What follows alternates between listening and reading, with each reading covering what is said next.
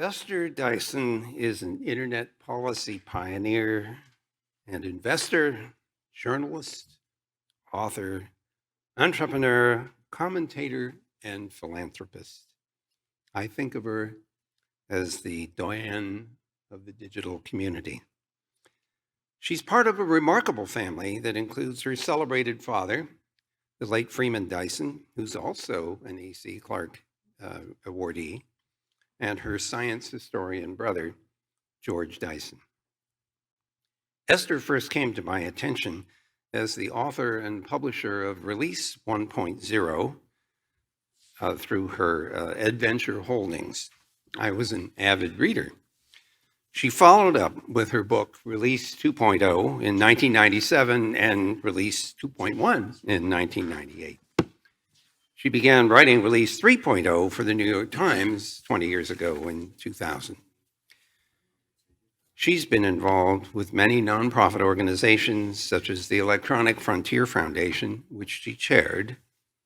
I was present at the founding meeting of the board of the Internet Corporation for Assigned Names and Numbers in 1998, when she was the sole board member stepping forward to the challenge of chairing the organization. I recall a particularly memorable meeting in the 1990s at CIA headquarters with Esther and John Perry Barlow, a mutual friend and colleague. The CIA staff wondered, what was this internet thing and what was it all about and how might it evolve? And we speculated about this in a very thought-provoking meeting. She is a tireless advocate for the underrepresented and worked to assure that the at-large community had roles and representation in the ICANN multi-stakeholder policy development process. We served together on the Bulgarian President's IT Advisory Council. She's been a persistent investor in Eastern European and Russian business ventures, and more recently, she founded Wellville in 2014, focused on improving equity and well-being in many dimensions, and generally has oriented her work today on health and technology. She serves on or has served as a board member on a number of organizations and contributed to many of them, such as Expanded, the Long Now Foundation, 23andMe, Evernote, Meetup, WPP Group, Xcore Aerospace, Yandex, Glasses for Humanity, Bridges.org, the National Endowment for Democracy, the Eurasia Foundation, Stop Badware, which I chaired for a while, the Sunlight Foundation, Charity Navigator, Open Corporates, and the Commons Project, and it goes on and on. She is a passionate supporter of scientific research and digital transformation. She's keenly concerned about the social, economic, and cultural impact of high technology on the lives of ordinary people. For all of these and many other reasons, it's timely and entirely appropriate to recognize Esther Dyson as the 2022 Arthur C. Clarke Innovator Awardee, and it is a special honor to introduce her tonight. So Esther, please take the stage. Ladies and gentlemen, please welcome this year's recipient of the Clarke Innovators Award, Esther Dyson.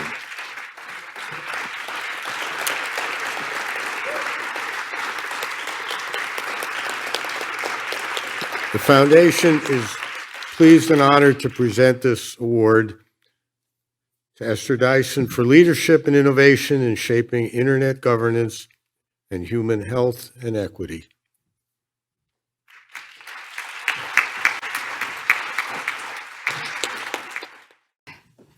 Good evening. So first of all, thank you all for this wonderful award, which for me is especially wonderful because my dad got a different award from all of you some time ago. And I'm going to follow in his spirit and be a little bit of a heretic. So ironically, I got this award for innovation, but I really believe, and I'm just checking my time here, that Implementation is much more important and unfortunately rarer than implementation. Than innovation.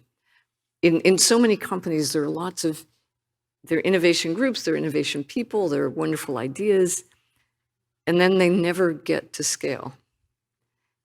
Same problem in the communities I work in. We really actually know what to do to make people healthier, to invest in health rather than to rent it from an absentee landlord. And that's really what I'm doing in Wellville, which is a 10-year nonprofit project I founded in 2014 and that ends in 2024. So to make it somewhat clearer, who in this audience is an IT person and remembers what a VAR is? Anyone want to shout it out?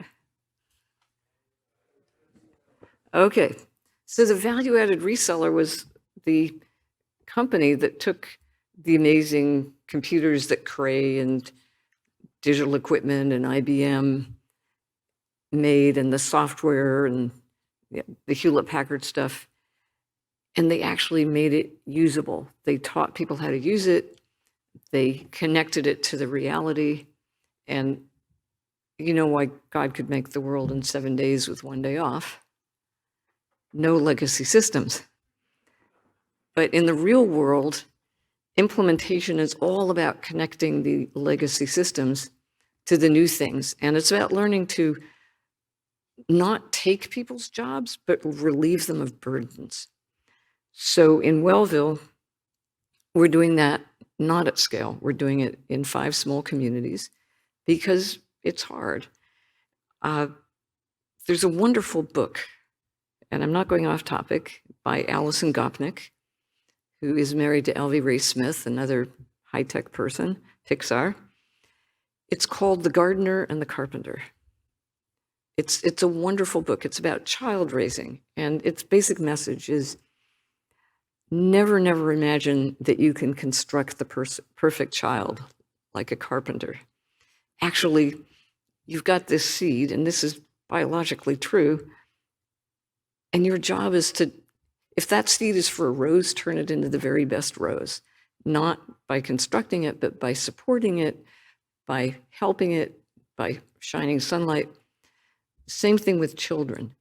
One of the toughest things with children is to give them intrinsic motivation, to help them understand what they want to do, to think long-term about what they want to be, rather than bribe them with salaries or chocolates or whatever.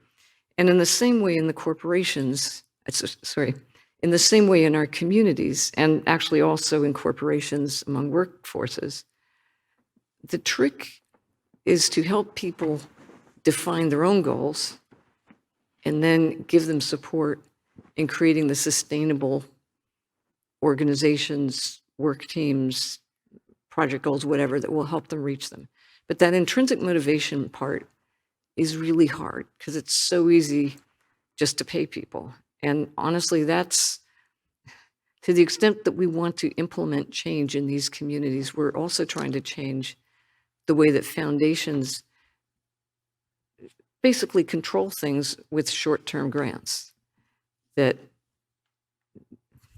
kind of take away the focus that the community organizations might have had to whatever it is the philanthropy tells them to do.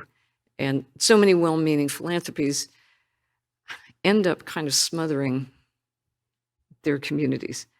So the solution to the implementation of so much of what we need, not so much for the environment, though we could talk about that separately, and for science, but for healthy communities, is actually helping them to do it for themselves and owning it so that they weren't given something, they built something of their own. And that's what Wellville is about.